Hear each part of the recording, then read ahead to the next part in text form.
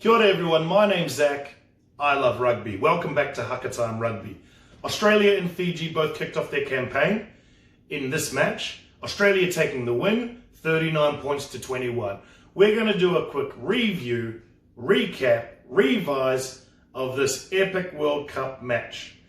Now first things first, on the surface of the score it might look like Australia recorded a really comfortable win. But this match was anything but comfortable for the Australians.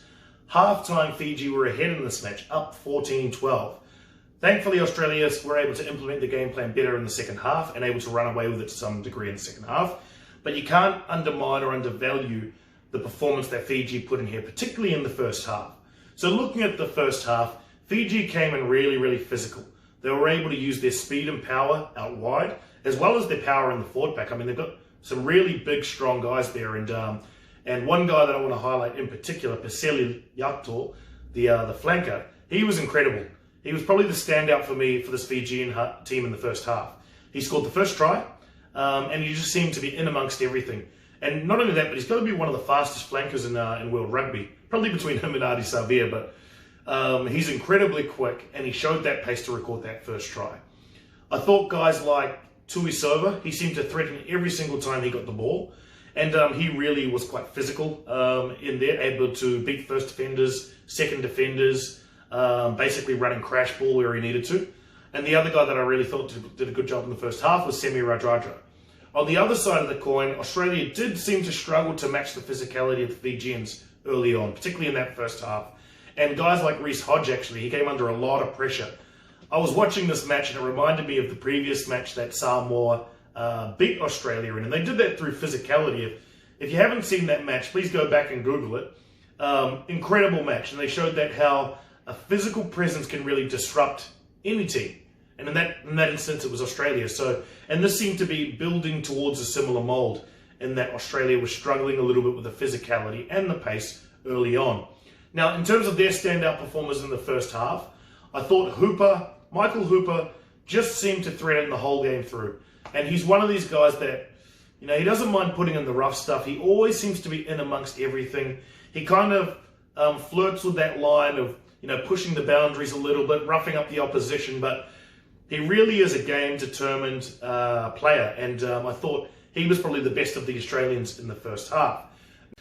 So despite Fiji's dominance in the first half, Australia was still remaining in touch and were able to keep the score quite close. So we went into the halftime break at 14-12 to Fiji. Probably a result a lot of people didn't expect, that Fiji could come in, basically overpower and overrun Australia in that first half, and able to record a first half where they were ahead on the scoreboard. Then we move into the second half. Now, it started much the same way in that Fiji were able to score the first try, which seemed to come against the run of play just following the kickoff. And it was somewhere around the 50-minute mark. I think that's really where we saw the tide start to turn. We saw Australia start to implement their plan a little bit better. We saw Fijians start to get a little bit tired and drop off the pace. The physicality started to drop a little bit. And then we saw Australia take over. So from that point forward, Australia focused very much on a forward-orientated play. And they did that through Latu, who was able to score 2 tries, all of which were through very close, tight-knit mauls, where Australia were just able to basically go straight through the Fijian forward pack. Now, I thought Latu in particular had a really good game, but the key difference in the second half, it was a combination of the tiring Fijian defence, as well as Australia able to settle into their play and play a more forward-dominant game in order to overpower the Fijians. That got Australia really very much on the front foot, and then from there Australia was able to capitalise with some of the broken play rugby, scoring tries towards the end to extend the lead. I mean, overall, looking at this game, Fiji's got to be happy with their output here. They really did challenge in that first half. They were able to play very competitively up until about the 60-minute mark, and then unfortunately they dropped off. So they'll be looking at this thinking, well, if we can play 80 minutes, we could be very competitive against any team in the world. From an Australian perspective, it did look like a bit of a nervous start, but they were able to settle into their work and then come out with a very good win in the end. And at this stage in the tournament, performances are important, but the most important thing is to record a win, and Australia certainly did that. So they'll take that confidence forward into the further matches. Now, does this result impact the pool in any way? Or does it give us any insights into how the pool might play out?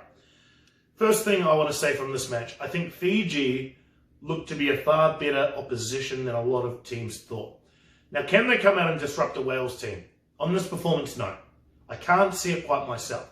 They will need to play an 80-minute match in order to really challenge some of the bigger teams like a Wales.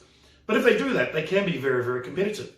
And in fact, they've got the power and the speed to disrupt any backline. This guy, Tuisova, I'm predicting will be one of the stars of the World Cup.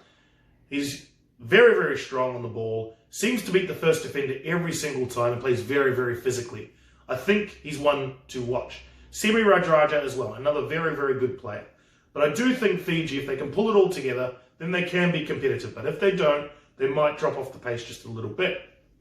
From an Australian perspective, however, as I said, the most important thing is to record the win, and that's exactly what they did.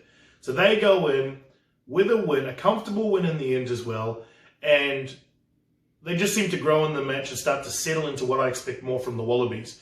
They will be highly competitive against Wales.